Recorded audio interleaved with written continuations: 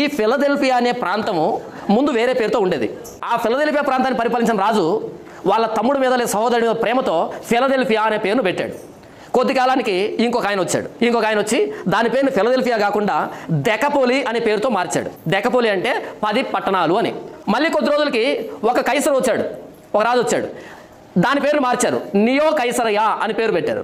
మళ్ళీ కొద్ది రోజులకి ఇంకొక రాజు వచ్చాడు, ఆ తర్వాత దాని పేరు ఫ్లేవియా అని పెట్టారు. అంటే పేర్లు మార్చుకుంటూ వస్తున్నారనమాట.